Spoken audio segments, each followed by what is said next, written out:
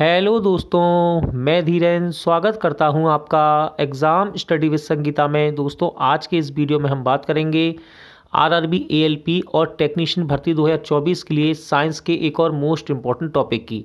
आज का जो साइंस का टॉपिक है वो मैंने बायोलॉजी से लिया है और इसका नाम है प्लांट मॉर्फोलॉजी, यानी कि पादपों की आकार की। दोस्तों, इससे पहले हमने 12 वीडियो और अपलोड किए हैं साइंस के, जो कि मोस्ट इम्पॉर्टेंट हैं। यदि आपने नहीं देखे हैं तो आप प्ले लिस्ट में जाकर देख सकते हैं। ये सभी वीडियो एएलपी टेक्नीशियन के साथ साथ जो रेलवे का कैलेंडर जारी हुआ है, यानी कि एनटीपीसी की बात कर लें या फिर ग्रुप डी, उन परीक्षाओं के लिए भी इम्पोर्टेंट रहेंगे। तो चलिए स्टार्ट करते हैं। पादपों की आकार की प्लांट मॉर्फोलॉजी। पादपों में किस संरचना के द्वारा जल ऊपर चढ़ता है? इंपॉर्टेंट क्वेश्चन है, एग्जाम में बार बार रिपीट होता है ये क्वेश्चन। तो सही आंसर इसका जाइलम, ठीक है, जाइलम या फिर जाइलम। अगला क्वेश्चन देख लेते हैं। एक बीज किसके अभाव में अंकुरित हो सकता है? तो पर्याप्त प्रकाश के अभाव में एक बीज अंकुरित हो सकता है। प्रकाश संश्लेषण की दर किस प्रकाश में अधिक होती है? तो प्रकाश संश्लेषण की दर लाल रंग के प्रकाश में अधिक होती है। जीवाणुओं द्वारा नाइट्रेट को वायुमंडलीय नाइट्रोजन में परिवर्तन करने की प्रक्रिया क्या कहलाती है? तो इसको बोलते हैं बी नाइट्रीकरण, ठीक है, बी नाइट्रीकरण। किस क्रिया के दौरान सौर ऊर्जा रासायनिक ऊर्जा में परिवर्तित हो जाती है? सही आंसर है प्रकाश संश्लेषण। प्रकाश संश्लेषण वृद्धि रोधक के रूप में कार्य करते हैं। तो वृद्धि रोधक के रूप में कार्य करता है एब्सिसिक अम्ल और इथाइलीन। पुष्पित पौधे के बीज किसके बने होते हैं? तो ये भ्रूण खाद्य संग्रह तथा आवरण के बने होते हैं। अगला क्वेश्चन है और इम्पोर्टेंट है, प्रकाश संश्लेषण पादप के किस कोशिका का होता है? प्रकाश संश्लेषण पादप के किस कोशिका का होता है? तो आंसर होगा क्लोरोप्लास्ट। क्लोरोप्लास्ट।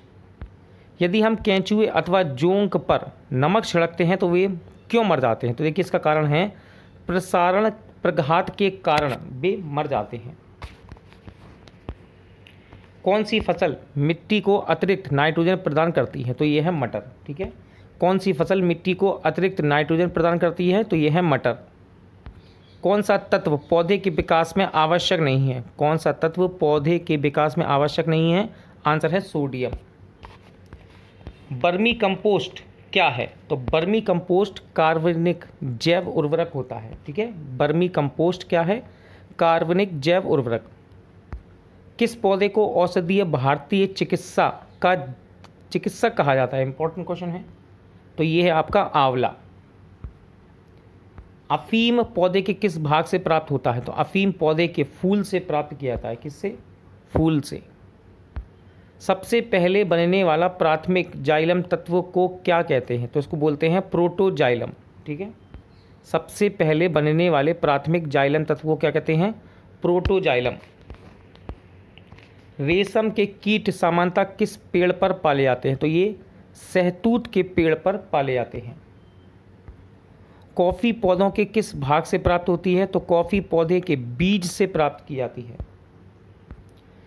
भूमि की उर्वरता को घटाने वाला जीवाणु कौन सा है? तो इसका नाम है थायोबेसिलस डिनाइट्रीफिकेंस, ठीक है। जीवाणुओं में प्रकाश संश्लेषण क्रिया में हाइड्रोजन दाता सामान्यतः कौन होता है? तो ये होता है हाइड्रोजन सल्फाइड, ठीक है। कौन सा है? Hydrogen sulphide. किस समूह के पौधे के जीवन चक्र में दो स्वतंत्र पीढ़ियों का एकांतरण होता है? तो ये है टेरिडोफाइटस। टेरिडोफाइटस। इंपॉर्टेंट क्वेश्चन है। वायु प्रदूषण के सूचक होते हैं? तो लाइकेन वायु प्रदूषण के सूचक होते हैं।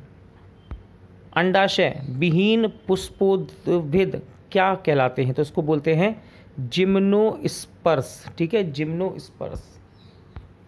बरगद की शाखाओं से निकलने वाली जड़ों को क्या कहा जाता है? तो उसको बोलते हैं स्तंभ मूल, प्रॉप रूट, ठीक है, स्तंभ मूल। परजीवी पौधे अपने पोषक किस अंग द्वारा भोजन का अवशोषण करते हैं? राइट आंसर है चूसकांग। चूसकांग।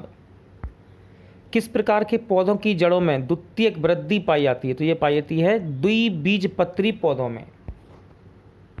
नागफनी की पत्तियां किस में रूपांतरित होती है? तो नागफनी की पत्तियां कांटों में रूपांतरित हो जाती हैं। गेहूं, धान एवं जौ में से कैसी जड़ें पाई जाती हैं? तो इसमें तंतु में जड़ें मिलती हैं। ठीक है, तंतु में जड़ें पाई जाती हैं। रेशेदार जड़ें किन पौधों में पाई जाता है? तो रेशेदार जड़ ये प्रायः एक बीजपत्री पौधे में मिलती है। कौन सा मरुद्भिद पौधा उत्तर प्रदेश के मैदानी क्षेत्रों में पाया जाता है? तो उसका नाम है एकेशिया। क्या नाम है? एकेशिया। पुष्पों का सहायक अंग किसे कहा जाता है? राइट आंसर है बाह्य दल पुंज एवं दल पुंज पादप। इंपॉर्टेंट क्वेश्चन, लहसुन प्याज का प्रयोग योग भाग क्या है? तो इसका नाम है सल्ककंद यानी कि बल्ब। हल्दी अदरक का प्रयोग योग्य भाग क्या है? आंसर है प्रकंद। अरवी जिमीकंद का प्रयोग भाग योग्य भाग क्या है? राइट आंसर है घनकंद। आलू का प्रयोग योग्य भाग क्या है? आंसर है कंद अथवा स्तंभ कंद। हार्मोन्स, इंपॉर्टेंट क्वेश्चन है, हार्मोन्स विकार से भिन्न है क्योंकि? याद रखिएगा हार्मोन्स उपापचयी क्रियाओं में पूर्णतः प्रयुक्त होते हैं इसीलिए। जीवाणु में प्रकाश संश्लेषण उच्च पादपों से भिन्न होता है। क्यों होता है? क्योंकि इसमें O2 का निष्कासन नहीं होता है। प्याज, इंपॉर्टेंट क्वेश्चन, प्याज किसका परिवर्तित रूप है? तो प्याज तने का ही परिवर्तित रूप होता है।